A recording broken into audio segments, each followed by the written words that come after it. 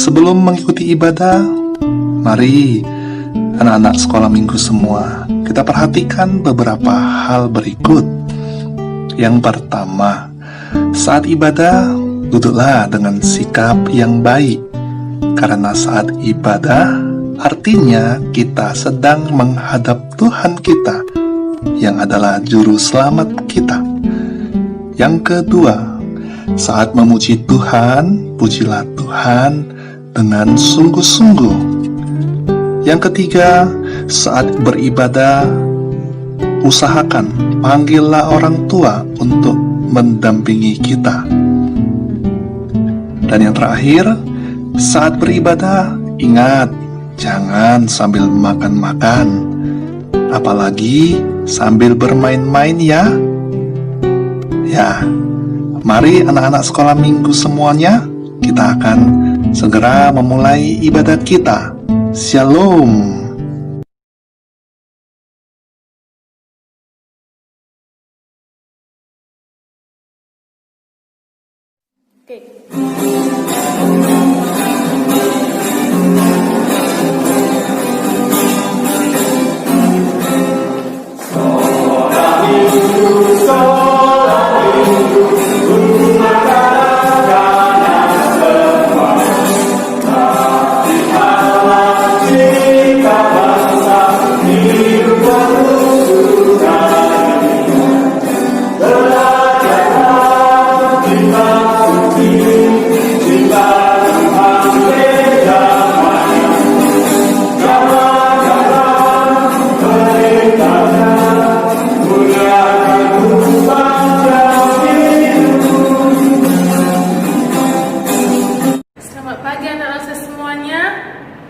Hari ini kita akan kembali beribadah kepada Tuhan.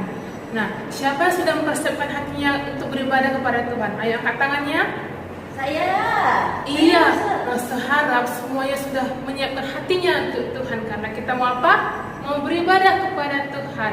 Maka dari itu, sebelum kita melakukan ibadah kepada Tuhan, mari kita bersatu dalam doa. Ayo kita lipat tangannya, kita tutup matanya, ikuti lose dari rumah. Kita berdoa.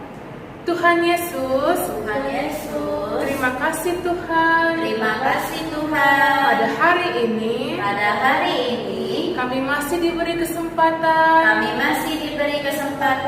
Untuk beribadah kepadamu. Tuhan, berkatilah kami Tuhan. Kami ingin menyiapkan hati kami untuk memuji dan mempermuliakan namamu. Terima kasih Tuhan Yesus. Di dalam nama Tuhan Yesus, kami berdoa dan mengucap syukur. Amin. Nah, kita akan menyanyikan sebuah lagu pujian. Maka dari itu, ayo bangkit berdiri. Kita harus semangat, kita menyanyikan lagu Happy Yeye, Happy Yaya.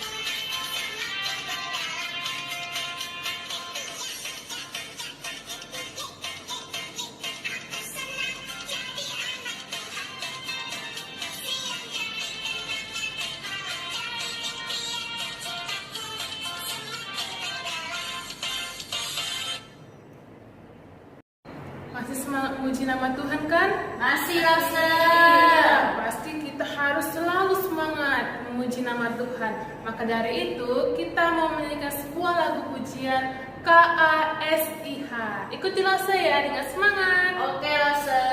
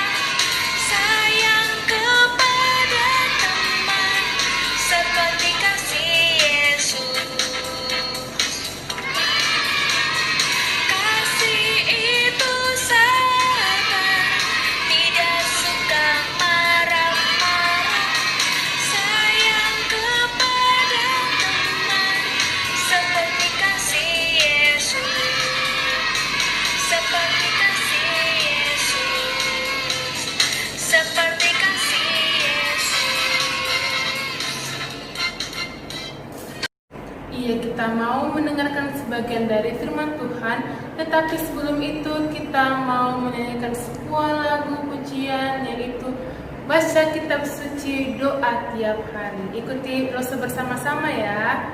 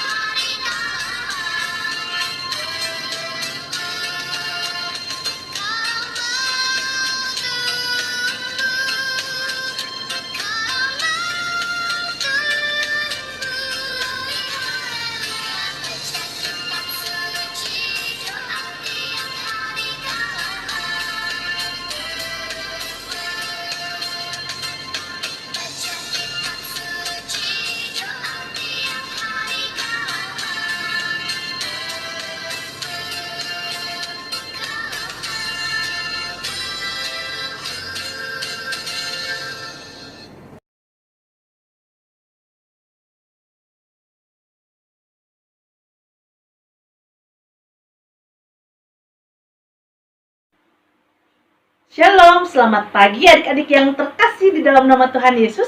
Apa kabarnya pagi hari ini? Wah, pasti semuanya sudah luar biasa.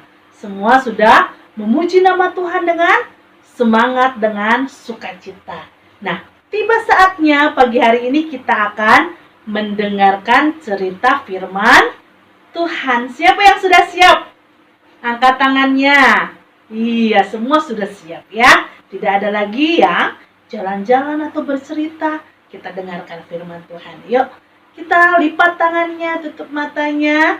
Kita mau berdoa buat firman Tuhan pagi hari ini. Mari kita berdoa. Tuhan Yesus yang baik, kami bersyukur pagi hari ini kami boleh beribadah di rumah kami masing-masing. Tuhan Yesus berkati untuk firman Tuhan yang akan kami dengarkan. Tuhan Kau yang memberkati, boleh menjadi kekuatan dalam kehidupan kami supaya kami boleh menjadi anak-anak yang luar biasa di dalam Tuhan. Anak-anak yang mencintai Tuhan. Terima kasih, Tuhan berkati firman Tuhan dari awal sampai akhir. Di dalam nama Tuhan Yesus kami berdoa dan bersyukur. Amin. Nah, masih ingat cerita minggu lalu adik-adik? Siapa yang masih ingat? Iya, cerita tentang apa?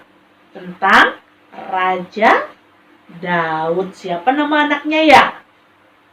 Nama anaknya adalah Absalom. Ya, Absalom akhirnya mati, terbunuh dia. Nah, biasanya karena Raja Daud sudah tua, maka Raja Daud harus digantikan oleh raja yang baru. Kira-kira siapa yang mengganti Raja Daud? Mau tahu ceritanya? Iya, jangan kemana-mana ya. Nah, penggantinya adalah Raja Salomo. Betul ya. Pengganti Raja Daud adalah Raja Salomo. Nah, Raja Salomo ini adalah raja yang terkenal dengan bijaksana. Raja Salomo adalah raja yang terkenal karena kekayaannya yang begitu banyak. Raja yang paling kaya, raja yang paling bijaksana. Nah, rupanya Raja Salomo ini dia mempunyai kerinduan untuk membangun bait Allah, membangun rumah untuk Tuhan. Nah, sebetulnya bukan Raja Salomo saja.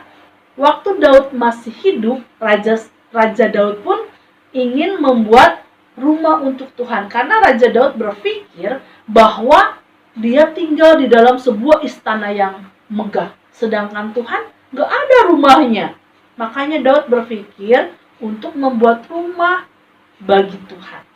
Tetapi pada waktu itu Tuhan berbicara kepada Daud bahwa bukan Daudlah yang akan membangun rumah untuk Tuhan, tetapi anaknya, yaitu Raja Salomo.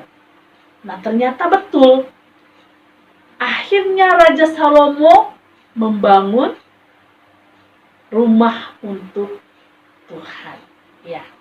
Nah, jadi biasanya kalau kita membangun rumah, apa saja yang kita persiapkan? Kayunya, pasti kayunya yang baik atau yang jelek? Yang terbaik. Rupanya Raja Salomo mempunyai seorang kawan, seorang teman. Dia adalah raja dari Tirus, namanya Raja Hiram. Jadi Raja Hiram ini memberikan kayu yang terbaik, kayu sanobar, kayu yang paling hebat. Ya.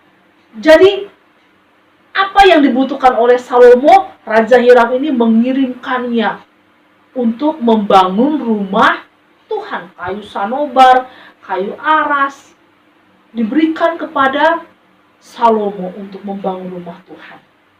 Kemudian Raja Salomo juga mencari begitu banyak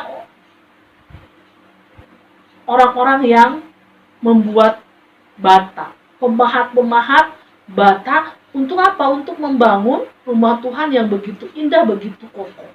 Dan Salomo juga mempersiapkan apa? Mempersiapkan emas, perak, tembaga, kain, semuanya adalah yang terbaik. Kenapa? Karena itu untuk siapa? Untuk manusia bukan? Bukan, untuk Allah. Siapa itu Allah? Dia adalah pencipta langit dan bumi. Wah, luar biasa ya. Pencipta langit dan bumi. Dia mau tinggal di dalam sebuah rumah. Yaitu rumah Allah. Kalau kita sekarang mengenalnya sebagai apa? Namanya gereja. Itulah rumah Allah. Nah, jadi Salomo mempersiapkan semuanya yang terbaik. Kira-kira kalau kita mempersiapkan rumah yang terbaik, butuh waktu sebentar atau lama? Pastinya lama, karena dibuat dengan begitu luar biasa. Kira-kira berapa lama Salomo membangun rumah Allah? Ada yang tahu? 1 tahun bukan? 2 tahun? 3 tahun? Rupanya Salomo membangun rumah Allah itu selama 7 tahun. Wow, lama sekali ya.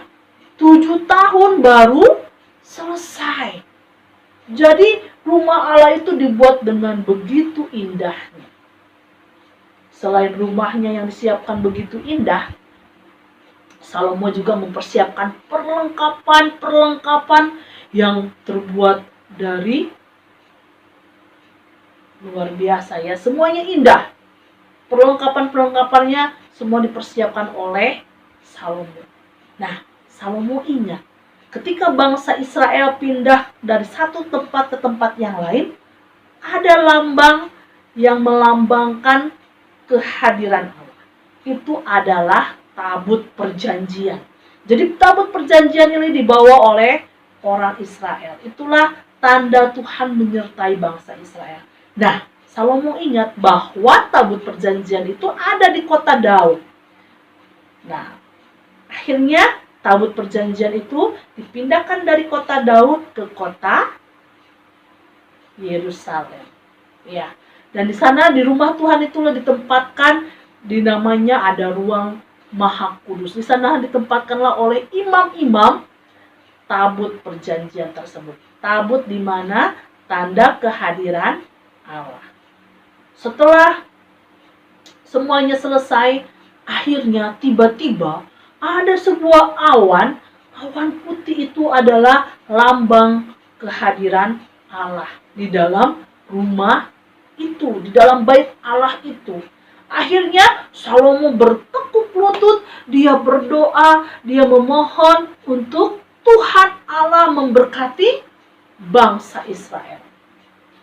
Nah, kemudian Raja Salomo juga berpesan kepada rakyat, kepada bangsa Israel, supaya semua orang bangsa Israel harus apa? Harus taat kepada perintahnya Tuhan Allah. Jadi bangsa Israel adalah bangsa yang diberkati oleh Tuhan. Nah, hari ini kita belajar tentang sejarahnya bait Allah. Jadi bait Allah itu dibangun oleh siapa? Pertama kali oleh Raja Salomo. Kalau sekarang kita mengenalnya dengan nama gereja. Siapa anak-anak Lause hari ini yang sudah rindu ibadah sekolah minggu di gereja? Angkat tangannya. Wah, semua sudah rindu ya kan?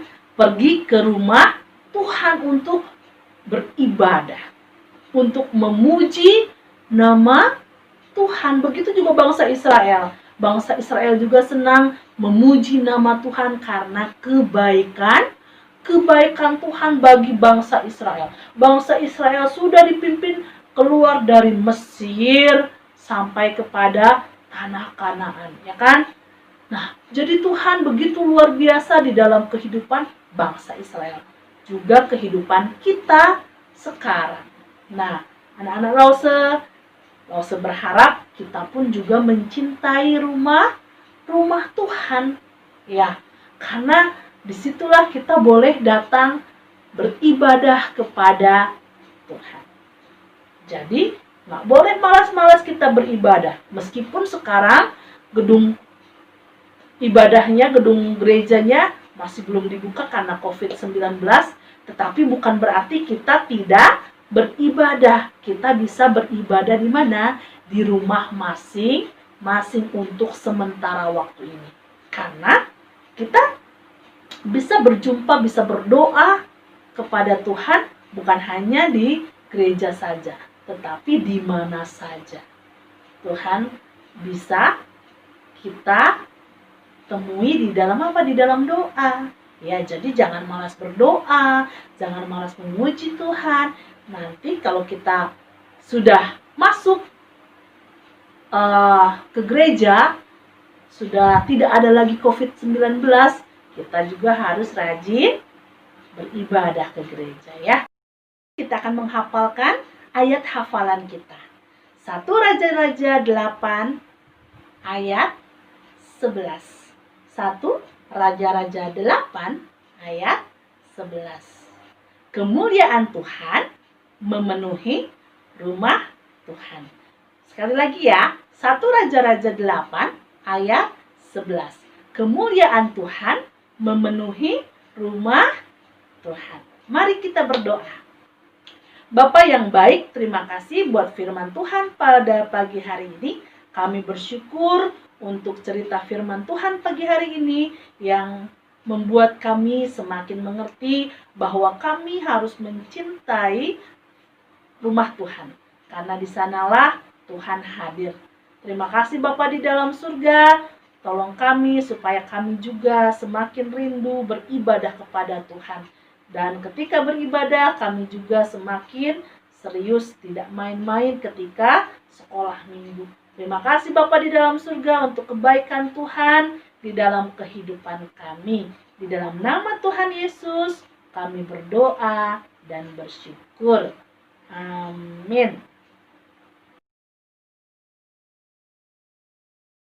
Iya, kita mau mengakhiri ibadah kita. Mari kita berdoa. Bapa kami, lipat tangannya, tutup matanya, kita doa Bapa kami. Bapa kami yang di surga, dikuduskanlah namamu, datanglah kerajaanmu, jadilah kehendakmu di bumi seperti yang di sorga. Berikanlah kami pada hari ini makanan kami yang secukupnya, dan ampunilah kami atas kesalahan kami, seperti kami juga mengampuni orang bersalah kepada kami. Dan janganlah membawa kami ke dalam pencobaan, tetapi lepaskanlah kami daripada yang jahat, karena Engkau-lah yang punya kerajaan dan kuasa dan kemuliaan sampai selama-lamanya. Amin. Bapa, terima kasih. Bapa, terima kasih. Bapa di dalam surga, ku berterima kasih. Amin. Selamat hari Minggu anak dosa. Tuhan Yesus memberkati kita semua. Dah.